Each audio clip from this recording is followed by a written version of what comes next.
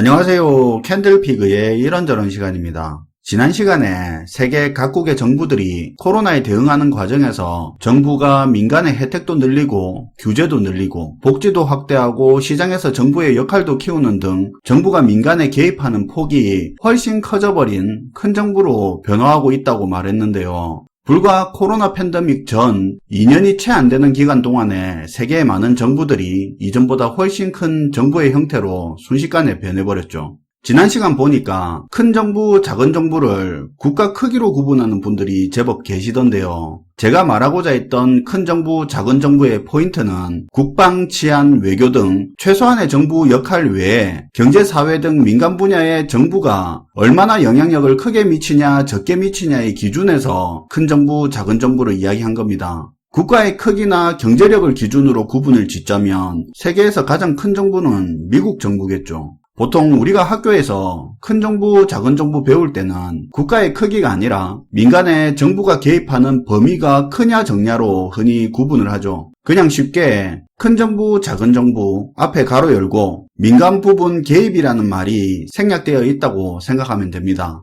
그러니까 민간 부분 개입이 큰 정부, 민간 부분 개입이 적은 정부 이런 의미라는 부분을 다시 한번 알려드립니다. 지난 시간 일부 댓글에서 보니까 작은 정부와 큰 정부를 선과 악의 개념으로 보고 있는 경우가 있던데요. 영상을 제작하는 입장에서 이 고정관념을 넘기가 힘들어서 다음 이야기로 진행하는데 큰 어려움이 있다는 걸 많이 느낍니다. 자본주의, 민주주의 사회에서는 정부가 민간의 개입을 줄이는 작은 정부가 맞는 거고 사회주의, 공산주의에서나 큰 정부를 가지는 거다 이런 식의 고정관념이 있는 것 같더라고요. 오늘 영상으로 이 고정관념을 깰 수 없는 것도 잘 알고 있고 더 욕을 먹을 수도 있는 거 알지만 그래도 이야기를 한번 해보겠습니다.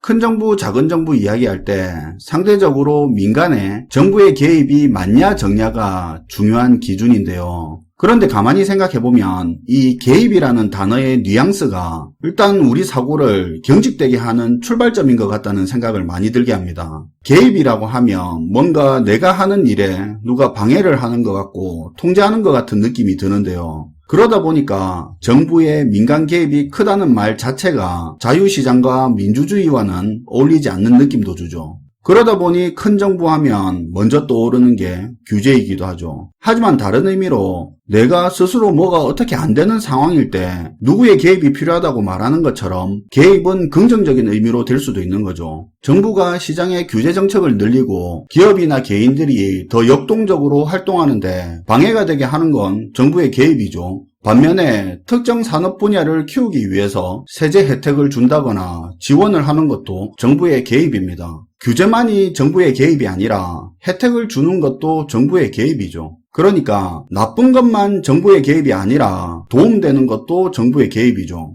큰 정부와 작은 정부는 둘 다 장단점이 명확하고 경제와 시대 상황에 따라 더 유리한 정부의 형태가 있습니다. 지나간 몇 가지 사례를 통해서 한번 생각을 해볼게요. 여기서 사회주의 국가는 언급 대상이 아닙니다. 민주주의 국가에서 이야기입니다. 어떤 한 나라가 있습니다. 제대로 된 산업도 하나 없고 기업이라고 해봐야 가내 수공업 수준 조금 넘어선 경쟁력 없는 영세기업들이 대부분이고요. 산업성장에 필요한 기술 인력 자체도 전무한 수준이라고 그렇게 가정을 해볼게요. 그런 상황의 국가에는 규제나 혜택 등 정부의 개입을 줄이고 민간의 자율성을 더 부여하는 작은 정부가 나을까요? 아니면 민간에 정부가 개입하는 부분이 큰 정부가 나을까요? 대충 느낌이 올 텐데요. 일단 민간 자체에 경쟁력이 없는 상황이라 알아서 해라고 정부가 개입 안 하고 그냥 놔둬서는 죽도 밥도 안 될 확률이 크죠. 정부가 민간의 개입 강도를 늘려서 그 나라가 차후에 강점을 발휘할 수 있는 사업을 선정하고 지원하고 민간 기업끼리 중복 투자 안 되게 규제하고 낭비 요소가 없게 교통정리하고 민간은 아직 경쟁력이 없으니까 정부가 나서서 해외 인재나 자본, 기업들을 유치해서 산업성장에 판을 깔아주고 기업은 당장 인재 육성할 여력이 없으니까 정부 주도적으로 산업기술인력 육성해서 산업체에 공급해주고 그런 식으로 하면 그냥 민간에 다 맡긴 것보다 정부가 개입을 하는 게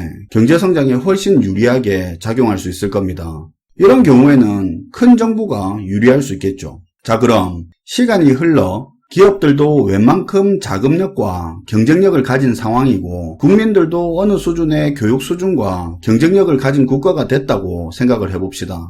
사실 이때는 이런 상황 생각하면 비슷할 것 같은데요. 부모가 자식을 키우면서 좋은 학교 보내려고 이리저리 공도 들이고 어학연수도 시켜서 경쟁력을 갖추게 하고 그 자식이 성인이 됐다 이거죠. 자기가 열심히 노력한 것도 있지만 부모의 개입이 역할을 한 건 분명히 있죠. 어쨌든 자식은 이제 자기가 하고 싶은 일, 원하는 직업을 찾으려고 하는데 근데 부모가 어디에 취직해라, 이성친구는 어떤 사람 만나라, 이거 해라 저거 해라 사사건건 참견을 하면 어떨까요?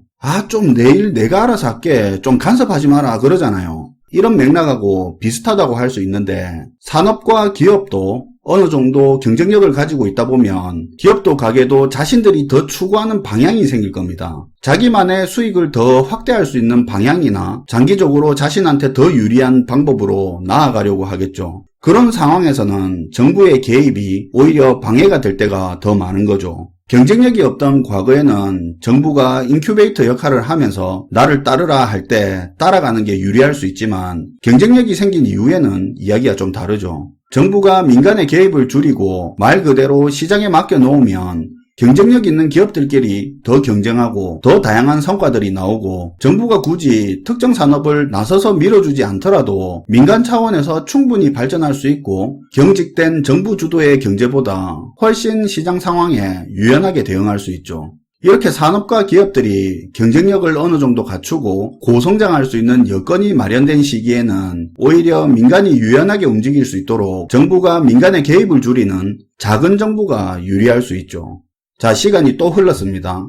그 나라에 세계적인 수준의 기업도 탄생하고 산업도 경쟁력을 가졌습니다. 경제가 크게 성장한 건 맞는데요. 정부가 개입을 줄이고 비슷비슷한 규모의 기업들이 경쟁을 치열하게 하면서 경쟁력이 크게 오른 건 맞는데 일정 시점을 지나니까 독보적인 위치를 차지하는 기업들이 탄생하게 되는데요. 어찌 보면 당연한 현상이죠. 우리 인터넷 쇼핑에서도 흔히 보이지만 처음에 두 상품이 비슷하게 경쟁하다가 특정 시점이 지나면 한쪽의 구매 횟수가 늘다가 그 구매 횟수 보고 또 소비자가 선택하면서 압도적인 우위로 올라서잖아요. 그거랑 유사하게 기업들도 처음엔 서로 비슷비슷하게 경쟁하다가 어느 시점에는 몇 개의 기업이 시장을 거의 장악하는 구도가 만들어집니다. 그러다 보면 독점적 지위를 이용하거나 시장 우위에 있는 기업들끼리 담합해서 자유시장의 공정 경쟁을 저해하는 모습도 나타내면서 시장의 활력을 떨어뜨리게 됩니다.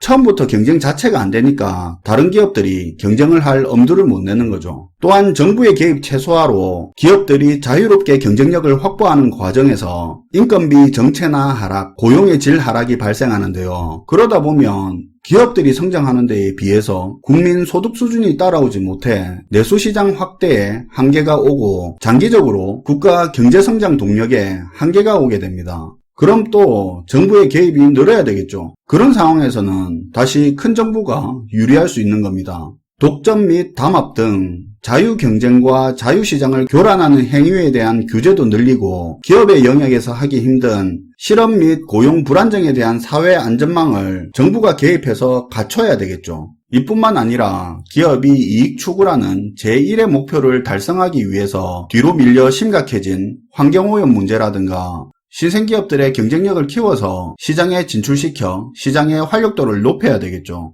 자유경쟁시장을 교란하는 행위의 규제, 사회안전망 확대, 환경개선, 신생기업 육성정책 이런 건 정부의 개입이 많은 큰 정부가 할 수 있는 일입니다.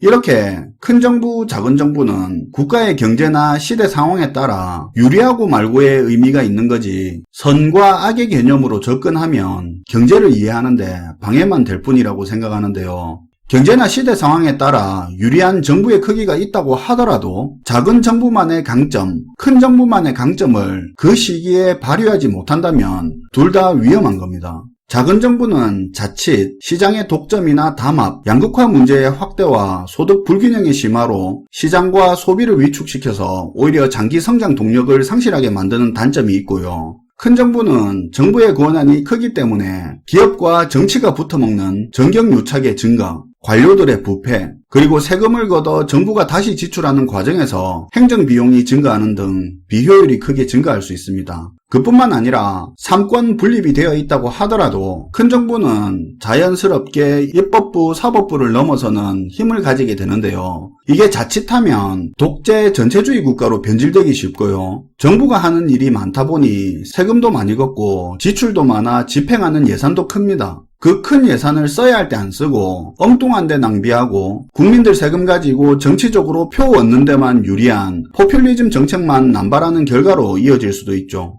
코로나 이후로 양극화가 심화되고 일자리 문제, 최근 플랫폼 기업에서도 나타났지만 독점 등의 문제들도 심화되면서 규제도 늘고 복지 확대, 정부 지원 등의 혜택도 늘어났습니다. 작은 정부가 맞냐 큰 정부가 맞냐를 떠나 지금 세계가 큰 정부로 가는 추세에 들어선 건 기정사실입니다. 어쩔 수 없는 시대의 흐름인데요. 지난 시간에도 말했지만 사실 큰 정부라는 게 제대로 돌아가기 위해서는 정치인, 공직자들의 청렴도가 가장 중요하고 국민들도 정부 활동에 대한 신뢰도가 높아야만 제대로 작동할 수 있는데요. 복지 확대고 뉴딜이고 예산 확대고 다 좋은데 그 전에 큰 정부의 취약점인 부패와 비효율을 방지할 수 있는 엄격한 제도 개선과 국민들의 공감대 형성이 선행되어야 한다는 그런 생각입니다. 시청해주셔서 감사하고요. 지금까지 캔들피그의 이런저런 시간이었습니다.